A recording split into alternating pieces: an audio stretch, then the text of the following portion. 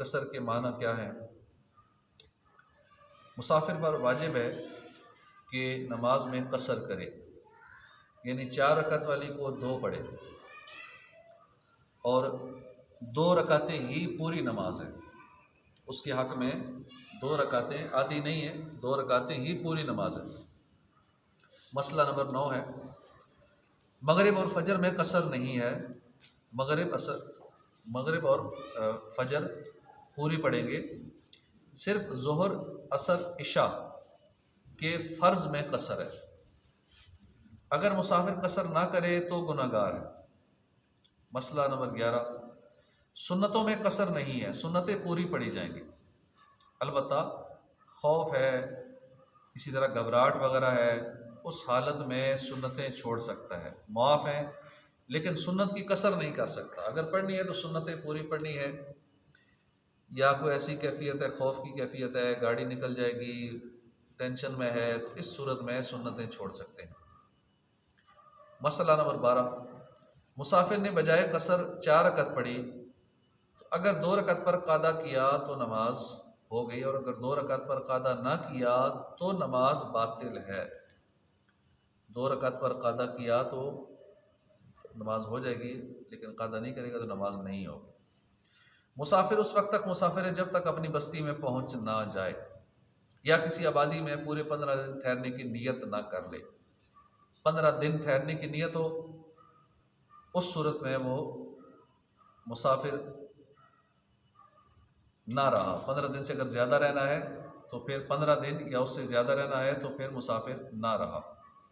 ये उस वक्त है जब 3 दिन की मुसाफत को चल चुका हो। 3 दिन की मुसाफत से यह मुराद है कि 92 किलोमीटर, और अगर 3 मंजिल पहुंचने से पेशतर वापसी का इरादा कर लिया, 92 किलोमीटर जाने से पहले ही वापसी का इरादा कर लिया, तो मुसाफिर ना रहा, अगरचे जंगल में।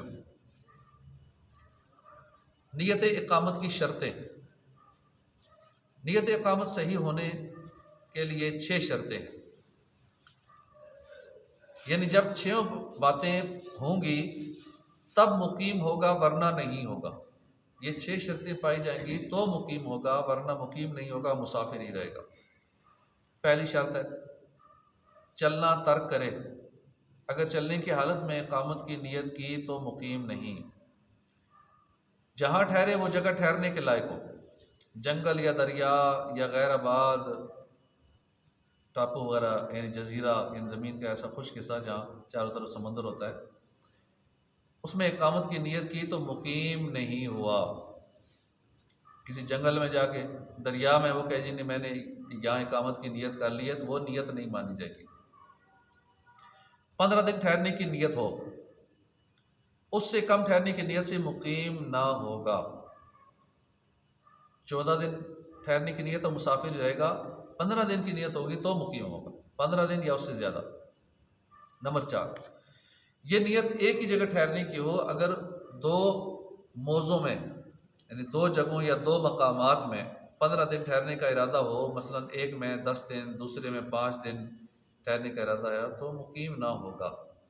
जैसे हज पे जाते हैं तो मक्के में जाते हैं, अगर 10 दिन मक्के में है, 5 दिन मिना अरफात में है, तो अब मुसाफिर ना हुआ।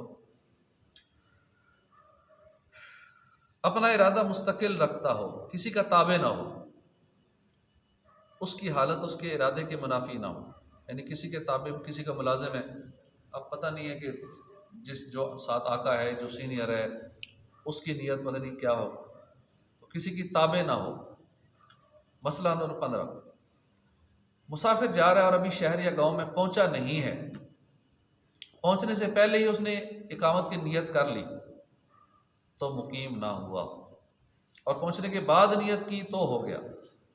अगरचे अभी मकान वगैरह की तलाश में फिर रहा हो, वहाँ मुकीम होने की नीयत कर ली कि अब मैं इस शहर में भी रहूँगा, यहाँ भी अपना घर लूँगा, बेशक अभी ढूंढ रहे घर किराए पे, वो नीयत कर ली तो मुकीम हो गया, बेशक अभी घर अभी तक ना मिला तो मुकीम हो गया।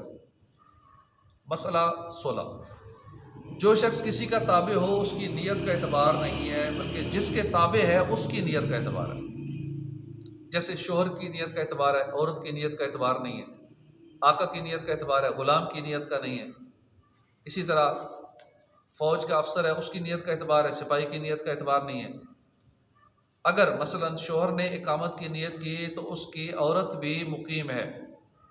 जब शोहर और बीवी इकट्ठे सफ़र कर रहे हैं, अब जो शोहर की नीयत होगी बीवी की वो नीयत मानी जाएगी, क्योंकि बीवी शोहर के अंडर है। और अगर औरत ने इकामत की नीयत की, शोहर ने ना की, तो औरत की नीयत नहीं मानी जाएगी, औरत मुकीम ना हुई। इसी तरह दूसरे ताबों का भी यही हुक्म है। एक जूनियर है, उसकी नीयत का एतबार नहीं होगा। अब चूंकि वो अपने सीनियर के अंडर सफ़र कर रहा है, उसकी नीयत मानी जाएगी। तो यहाँ तक आज काफ़ी है, बाकी मसला नंबर 17 से आगे ये इंशाल्लाह फिर सुनेंगे। तो ये मुसाफिर की नमाज के काफ़ी सारे अहकाम हैं। जिस तरह हमने कज़ा नमाज़ों के अहकाम सुने थे, इसी तरह मुसाफिर की नमाज के अहकाम भी।